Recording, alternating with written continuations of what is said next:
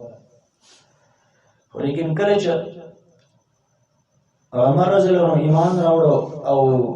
امیر حمزه رضی الله تعالی عنہ ایمان راوړو نو کفارو ته پته ولګېده چې تر اوسه وخته پورې مونږ کومې سختیانې کولې په هغې کې مونږ کامیاب نه شو، اوس به د نرمۍ نه کار واخلو. نو دې کې کفار راولګېدل. یو ورځ رسول الله صلی الله علیه وسلم په مسجد حرام کې یوازې ناست دی او د مشرکینو عادت دا و چې هغوی به په بیت الله کې کېناستل او په هغې کې به یې ګپې شپې لګولې، خنداګانې به کولې، ټوکې ټقالې به کولې، لکه څنګه چې د هغې نه الله رب العالمین تعبیر کړی وما کان صلاتهم عند البیت الا مکاء وتصدیه. د دوی عبادت نه دی په بیت الله کې مګر اسې شپېلي وال دي، لاس پړقول دي. ولې دوی به بیت الله کې داسې ګپ لګاو، ګپ شپ یې لګاو لکه څرنګه چې سړی حجره کې ګپ شپ لګوي. یا نن سبا د هغې مثال ښکاره مثال موجود دی. جرګې خلک جومات ته راوړي، د بیلونو خبرې جومات کې کېږي، دنیایي روزګار خبرې جومات کې کېږي، که چا یو قصه اورېدلې هغه به ټوله جومات کې کوي. دغه شان د سیاست خبرې، دا د جمهوریت او د وټونو تذکرې دا ټولې څه کېږي؟ دا په جومات کې کېږي. په یوه پټۍ د کفر فتوا په بل کې اسلام راوستل، د عقد دوران دی لکه څرنګه چې قریشو به دنیایي خبرې جومات کې کولې، مسجد حرم کې به کولې. په دې کې دوی ګپ شپ لګوي. نو عتبه ابن ربیعه کانا سیدا فی قومه، چې دا د خپل قوم مشر و سردار و.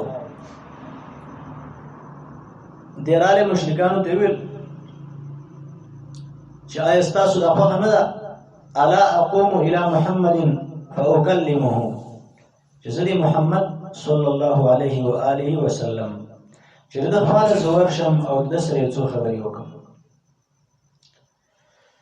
لعله يقبل بعضها، شاید چې بعضې قبول کړي.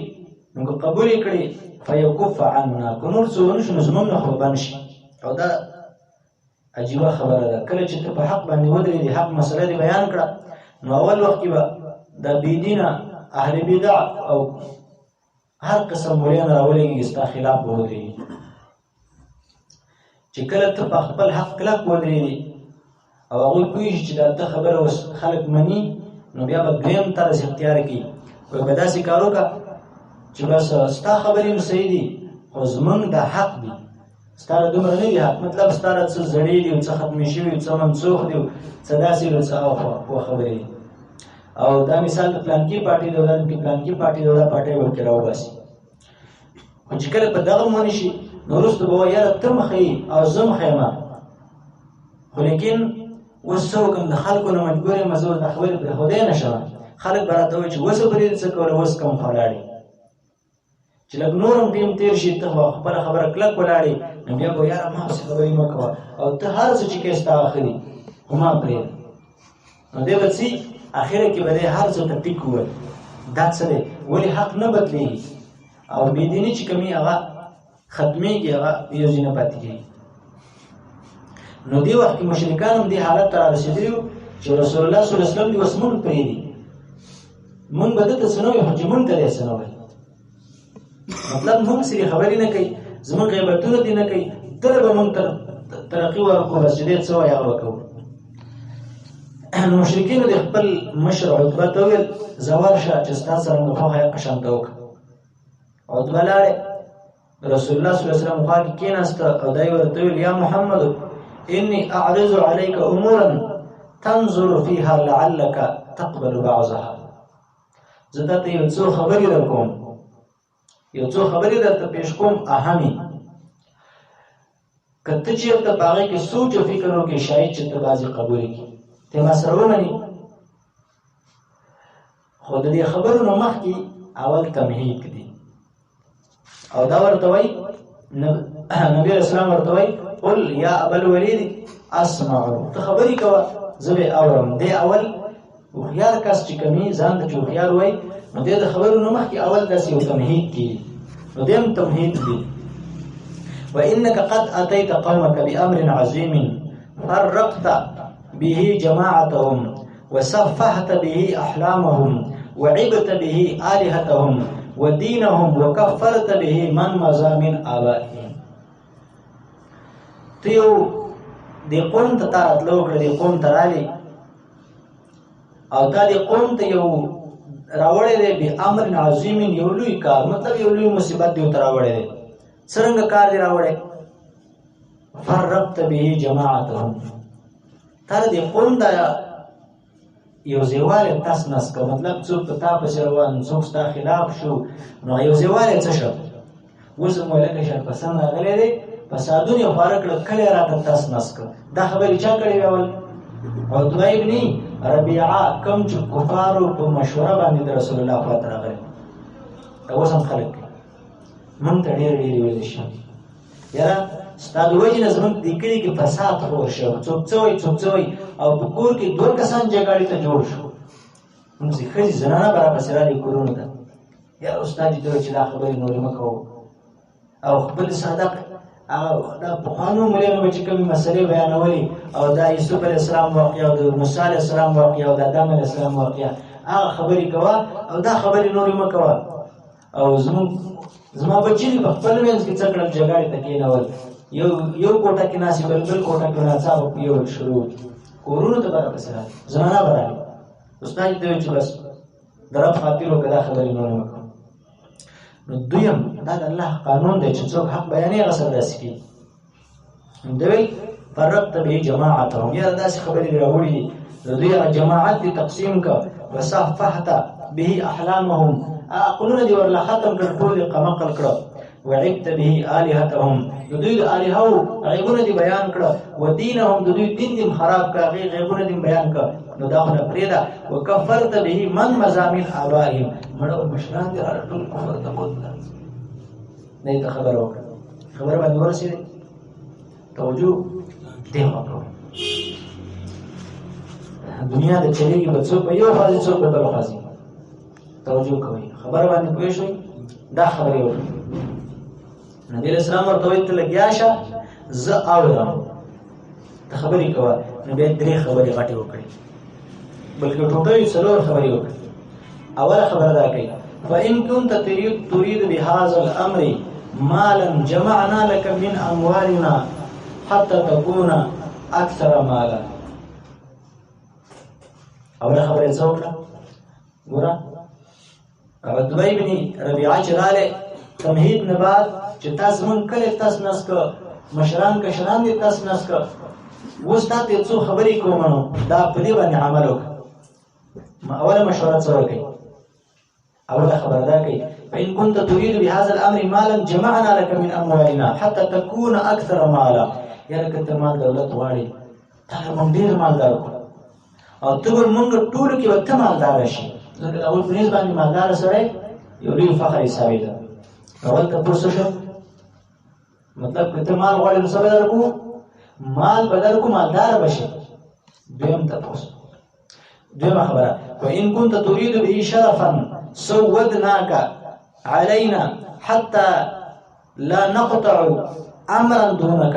یاره که مشري غواړې، که ستا غرض په دې بیانونو سره شرافت او مشري وي، موږ به په خپله مشر کوو او ستا نه بغیر به موږ یوه خبره نه کوو. څو خبرې ورته پېښ کړې؟ 2. یو څه که مال غواړې نو ځان نه به دې مالدار وکړو، ټول خلک به درله مال راجمع کړو،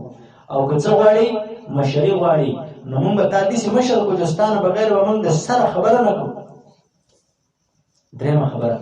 وإن كنت تريد به ملکا ملکناک علینا، که ته په موږ باچاحت غواړې باچا به دې کړو. څو خبرې پېښ کړې؟ یادې به شي که نه؟ یو که مال غواړې مال به درکړو، که څه غواړې که مال نه علاوه مشري غواړي، مثال په تور د خبرې مشر، یو د خبرې مشر یو د باچاحت مشري. مطلب که ته په موږ کې د خبرې مشر جوړېدل غواړي نو تاله به داسې مشري درکړو چې ستا نه بغیر به موږ د سره یو خبره نه کوو. لا نقطع امرا دونک، موږ ستا نه بغیر فیصله بالکل کوو نه تر څو پرې شیطاني کړي. او درېیمه څه که په موږ باچاحت غواړي نو ملکناک علینا، په خپل ځان به دې باچا او د دین علاوه که دغه صورتونه نی پتا د بل چا د طرف نه زوري دا څلورمه خبره ته عجیبه خبره کوي که پتا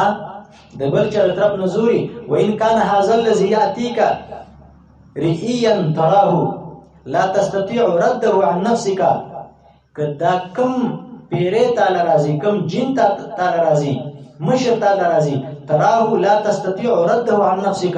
او تدایني چې زما طاقت نشته چې وسره ځان زلري کوم ته چې کوم خبري راوړي نو طلبنا لك طب طالب مونږ خيار طبيب راو غواړو علاج کوونکې بدل راو غواړو ډاکټر بدل راو غواړو او ستا علاج کوي وبذلنا فيه اموالنا حتى نبرئك منه مونږ پتا باندې ډېر پیسې ولګو تا بدل مخلاص کو څنګه جوړ خبره ګورا ک مال غواړي مالدار بني کو که د خبري مشر غواړي پیسلګر بني جوړ کو او که باچاهي غواړي زمون باچا بشي او که ته چې نه دا هیڅ هم نه غواړم خو ما باندې بل مصیبت راغلی دغه نه د خلاصېدو نه مغرب باندې په زور د خبرې کوي نو داسې علاج پیسې به در باندې ولګو چې دغه نه باندې خلاص کو بیا ورته څه وایي فإنه ربما غلب التابع على الرجل حتى يداوى منه وای زکه دا پیرې کله کله په سړی باندې کینی او دومره په غالب چې سړی دا دماغ خراب کی او هغه انسان د کمزور ښکار شي نو دې په غالب شي چې دې څه کوي عقبې کوي نو کته مجبور او دې د وجنه دا دین بیانې نو دا کار وکړم به تعالی راځو نو چې بعد خپل خبرونو فارغ شه نبی رسول الله ورته وای افرغت یا ابو الولید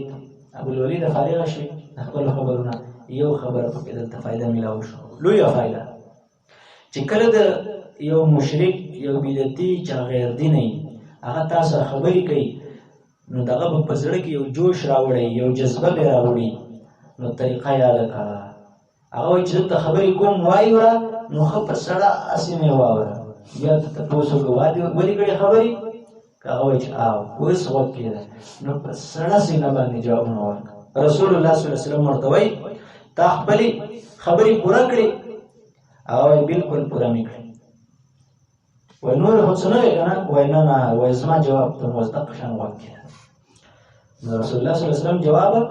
هغه دا نه و چې نه زه بچای نه غواړم زدا شنه غواړم نه هغه څه وای اعوذ بالله من الشیطان الرجیم بسم الله الرحمن الرحیم حامیم تنزيل من الرحمن الرحیم كتاب فصلت آياته قرآنا عربيا لقوم يعلمون بشيرا ونذيرا فأعرض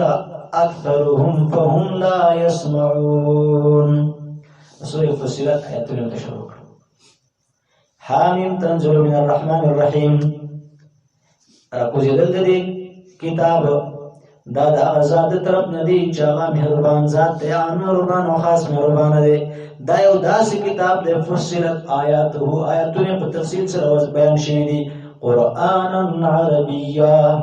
قرآن دی په عربی ژبه کې دی خو د پاره د خلکو چې پوهېږي زیر ورکوونکی دی یر ورکوونکی دی فاعرض اکثرهم فهم لا يسمعون ډېرو خلکو د دې نه اعراض کړی دی مخې ته اړولی دی فهم لا يسمعون نو دوی اوري نه دا آیتونه ورته وایي اوس طریقې مو ته وښودله چې هر څه پکې بیان شو چې د الله له طرف نه راغلی خپلې خبرې مې نه دي د پیریانو خبرې نه دي د جناتو خبرې نه دي د مخلوق نه نه مغلوبه شوی کمزوره شوی چې په ما باندې بل چا زور راوړی خو لیکن څوک نه مني قرآنا عربیا لقوم یعلمون د پوهېدونکو دپاره دی فاعرض اکثرهم فهم لا يسمعون ډېرو ته اعراض کړی اوري نه که کله یې واورېده کمال ته ورسېږي او بیا پسې دا وویل فإن اعرضوا تر دې آیتونه ولوستل فإن اعرضوا الله وی چې مخې ته واړو فقل انذرتكم صاعقة مثل صاعقة عاد وثمود نو نبی علیہ السلام دی خلکو ته ووایا يرون تاسو دیو داسې چیغې نه لکه څرنګه چیغه چې راغلې وه په عادیانو په سمودیانو باندې دقه شان عذاب او زلزلې به در باندې راشي چې کله دا ویل فانذرتکم صاعقه مثل صاعقه عاد وثمود نو غضب باندې ډچ ولګېده او زر را پاسې د رسول الله په خپل لاس بس حسبک الان نور ونه فزي بس ډچ ولګېده چې کله په ډچ ولګېده رنگ یې زیات شو بدل شو او په دې جذبه کې خبرې کولې کنه ذکر دیو یقینو چې دا پیغمبر کوم خبرې کوي دروغ او درته ویل چې الله رب العالمین فرمایي فإن اعرضوا دې قرآن نه اعرضوا فقل دا ورته وایا انذرتكم صاعقه مثل صاعقه عاد وثمود نو دې د عادیانو تاریخ معلومو سمودیانو ورته معلومو او دوی چې دوی چې داسې عذاب نو يرون دوی بس هغه تفصیلات نشي اورای ورته وایي ته څوک یو لاس کې ګزړه ته وایي رحمه خپل ولې خیال وکاو او یې پر د خپل لاس کې اوس هغه په نور مزه درشتي لحاظ وساته او دا شانته اسنه ګورې په مونږ باندې چې عذاب را نشي ور کم سي کم د خپل ولې خیال وساته موږ مستقبلوان یو موږ مستقبلوان یو موږ تاسو نه مینه محبت کړې ده ډایرکټ پړه چول کېده چې کله په د الله د دمکی واوریدا نو بیا یې څو ویل دی روان شو چې کله دی روان شو خپل ملګرو خواته ورغلی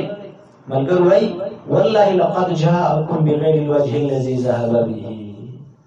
کومه سړی راو بدل شو قسم په الله چې دغه هغه مخ راوړ چې هغه مخ دې نه دی مطلب هغه مخ بدل شوی په بل شکل کې راځي څه خوشوي دي او دی به ویل چې کله به رسول الله خبره چاو منله ویل په دې جادو وکړ دی ویل کې دې شي چې په دې باندې سي جادو کړي اړولې او دهان ډېر زیات بدل شوی دی والله لقد جاءكم بغير الوجه الذي ذهب به کوم مخ چې تلو هغه نه دی راوړ بل مخ باندې راځي ډایرکټ ورته ما ورا اگیا ابل ولید هڅ ستاب سره څه قصه بیان کا څه چل شو ابل ولید ورته وایي نما چې کومه خبري واوري دي دا نوري خبري